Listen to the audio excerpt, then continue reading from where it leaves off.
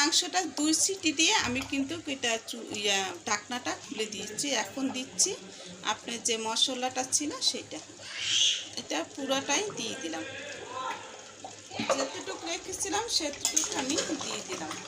আর দেখুন মাংসের রূপটা দেখুন কত সুন্দর হয়েছে।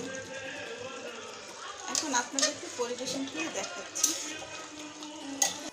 দেখুন তেলগুলো কীরকম করে বেশি উঠছে, আর মাংসের কালারটা একেবারে আপনার যে বাবুর্চিরা রান্না করে সেরকম হয়েছে।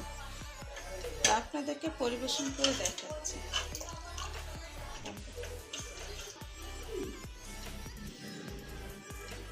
আপনাদের সামনে গরম গরম মাংসটা তুলে ধরলাম। আর এই মাংসের স্বাদ আপনারা এটা একেবারে বাবুর্চির মতন হবে, সেরকম করে স্বাদটা হবে। আর এই মাংসটা দেখতেও অপূর্ব লাগে। তাহলে আমার এই রেসিপি যদি অবশ্যই ভালো লাগবে, আপনাদের কাছে ভালো লাগবে লাইক শেয়ার কমেন্ট করবেন, পাশে বেল বাটনটা ক্লিক করবেন। একটা মাংস আপনাদেরকে ভেঙে দেখাচ্ছি কীরকম হয়েছে।